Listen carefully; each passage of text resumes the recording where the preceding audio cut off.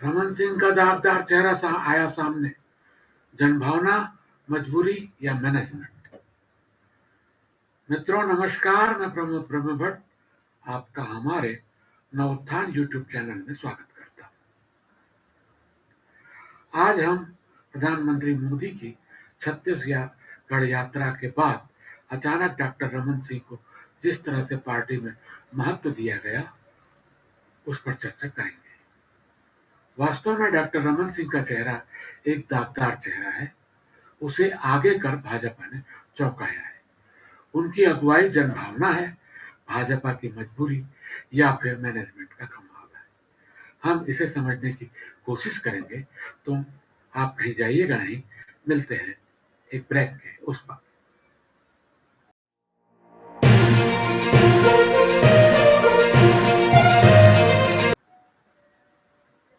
मित्रों आपका पुनः स्वागत है। हम बात कर रहे थे प्रदेश भारतीय जनता पार्टी में एक बार फिर डॉक्टर रमन सिंह की अगुवाई देखी जा रही है। जिस तरह से केंद्रीय नेतृत्व उन्हें आगे कर रहा है, प्रधानमंत्री मोदी के सामने बोलने का अवसर दे रहा है। साथ ही मोदी के जाने के बाद हुई संगठन की नियुक्ति में रमन खेमे को जिस तरह तरजीह दी गई है, इसे भी इस बात से जोड़कर देखा जा रहा है। अब भले भाजपा कमल निशान आगे कर चुनाव लड़े, लेकिन अगुवाई डॉक्टर रमन सिंह की मानी जाएगी। वैसे भी उनके कद का कोई राष्ट्रीय पदाधिकारी वर्तमान में राज्य में नहीं है। 3 बार मुख्यमंत्री रह चुके सिंह अगर भाजपा सरकार बनाती है तो एक बार फिर मुख्यमंत्री बन सकते हैं। अब सवाल उठता है कि क्या डॉक्टर रमन सिंह का चेहरा जिताऊ है या फिर जबरिया लादा गया है। जो दागदार है, जिसने 15 साल तक शासन किया और भय और भ्रष्टाचार के पर्याय के रूप में पहचाना गया। वैसे अगर उनके पुराने कार्यकाल को ध्यान से देखें तो डॉक्टर रमन सिंह को एक बार भाग्य ने और उसके बाद 2 बार चावल ने उन्हें सत्ता तक पहुंचाया था। इसीलिए लोग उन्हें चावल वाले बाबा भी कहते हैं। अगर उनके बेहद खराब प्रदर्शन का कारण देखें तो उनका शासन भय और भ्रष्टाचार का शासन बन गया था, जिसके कारण लोग डर गए। साथ ही कांग्रेस ने किसानों का कर्जा माफ का नारा दिया। इस नारे ने ऐसे धोया कि भाजपा राज्य में धारोधार बह गई। हम छत्तीसगढ़ के प्रारंभ से बात करें तो छत्तीसगढ़ की पहली सरकार के विरुद्ध विपक्ष ने भय, भूख और भ्रष्टाचार का नारा दिया था।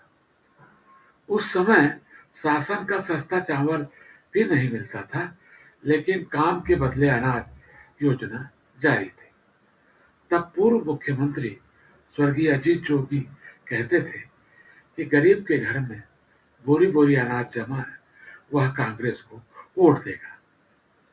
उस समय जोगी सरकार ने अपना स्थापना व्यय मात्र 35% पे रोक दिया था। बाकी सारा पैसा विकास में लग रहा था। हाँ, यह सही है कि काम अंतर्राष्ट्रीय स्तर पर दिए जा रहे थे। विपक्ष का आरोप था कि योजनाओं में जमकर भ्रष्टाचार हो रहा है। उसके अलावा कांग्रेसी सरकार के आक्रामक रूप के कारण भय का वातावरण निर्मित हो गया, जिसके चलते कांग्रेस भय, भूख और भ्रष्टाचार के नारे का सामना नहीं कर पाई और हार गई। उसके बाद कांग्रेसी शासन के अवसान के कारण भाजपा सरकार आई और भाग्य से डॉक्टर रमन सिंह मुख्यमंत्री बने। डॉक्टर रमन सिंह ने खाद्य सुरक्षा लाकर 2 बार चुनाव जीता, लेकिन भ्रष्टाचार बराबर बना रहा। प्रदेश के सारे विकास कार्यों को दक्षिण भारत की कंपनियों के लिए मंडी बना दिया गया। इनके ही कार्यकाल में जमकर नियुक्तियां हुई और स्थापना व्यय फिर से 90% तक पहुंच गया। इन ये नियुक्तियां भी संदेह के दायरे में हैं, जिसकी जांच की आवश्यकता कम से कम स्थानीय छत्तीसगढ़ी समाज पार्टी तो खुलकर करती है और खुद भाजपा के बड़े नेता भी दबा जुबान में करते हैं। इनके तीसरे कार्यकाल में भ्रष्टाचार इतना बढ़ा कि भ्रष्टाचार मीडिया में छलकने लगा और चूंकि भ्रष्टाचार व्यक्तिगत न होकर संस्थागत हो गया था, तो भ्रष्टाचार के समाचार न बने, इसलिए प्रशासन मीडिया कर्मियों को निशाना बनाने लगा। हम अब इनके हम इसके समर्थन में पुराना बाइट लगा रहे हैं, जिसे मीडिया कर्मियों के आंदोलन के दौरान लिया गया था। फाइंडिंग है। देखिए, प्रदेश में बस्तर के पत्रकार साई रेड्डी की हत्या हो चुकी है, नेमीचंद जैन की हत्या हो चुकी है। पुलिस का कहना है कि इनकी हत्या माओवादियों ने की, परिजन कुछ और मानते हैं। बिलासपुर के पत्रकार सुशील पाठक की हत्या हो चुकी है, सीबीआई जांच चल रही है, लेकिन सीबीआई जांच से कोई परिणाम निकला नहीं। उमेश राजपूत की हत्या हो चुकी है, उसका भी कोई परिणाम नहीं निकला। लगातार छत्तीसगढ़ में पत्रकार मारे जा रहे हैं। जहां तक मेरी जानकारी में है, प्रदेश के 250 पत्रकार सरकार के अफसरों, पुलिस प्रशासन की प्रताड़ना के शिकार हैं। किसी पर जुर्म दर्ज है, किसी को धमकाया गया है, किसी को चमकाया गया है, किसी पर गाड़ी चढ़ा देने की बात कही गई है, किसी को झूठे मामले में फंसा दिया गया। अभी हाल के दिनों में तो रायगढ़ के 2 पत्रकारों की सूचना मुझ तक मिली, उनके ऊपर भी जुर्म दर्ज कर दिया गया है। एक पत्रकार को आईटी एक्ट के तहत बहुत एक पुराने मामले में जेल ही भेज दिया गया था, जबकि आईटी एक्ट समाप्त हो गया था। तो लगातार यहाँ पे पत्रकार जो है प्रताड़ित हो रहे हैं। जब अजीत जोगी का शासन था, तब एकमात्र राजनारायण मिश्र जी के ऊपर हमले की एक घटना आई थी, लेकिन 2005 के बाद से हम लगातार देख रहे हैं कि यहाँ पत्रकार प्रताड़ित हो रहे हैं। कोई पत्रकार यदि लिखता है, सरकार पहले उसे अपने ढंग से समझाने की कोशिश करती है, जब वो नहीं समझता तो उसके मालिक को कहती है इसको नौकरी से निकाल दो। पत्रकार यहाँ पे नौकरियों से निकाले जा रहे हैं। स्थिति इतनी बुरी है कि यहाँ के अफसर सीधे सीधे कोर्ट जाते हैं और कोर्ट जाकर के पत्रकारों को झूठे मामले में फंसा देते हैं और उनको न्याय भी नहीं मिल पा रहा है। तो यहाँ पर जो एक असहमति हो सकती है, एक असहमति खूबसूरत व्यवस्था होती है, असहमतियों का एक मतलब होता है, और लोकतंत्र में सहमति असहमति का पूरा ये दौर चलता रहता है, लेकिन असहमतियों का छत्तीसगढ़ में कोई मतलब नहीं है। यहाँ लिखने पढ़ने वालों की दशा खतरे में है और पत्रकारिता जो है संकट में है। ये पत्रकार जो बाइट दे रहे थे, उन्हें बाद में राज्य से बाहर ट्रांसफर कर दिया गया था। कई पत्रकारों के राज्य स्तर पर भी स्थानांतरण हुए थे। उस समय पत्रकारों पर विभिन्न धाराओं के साथ रासुका भी लगाया गया था, जिससे भी प्रदेश स्तर पर भय फैल गया था।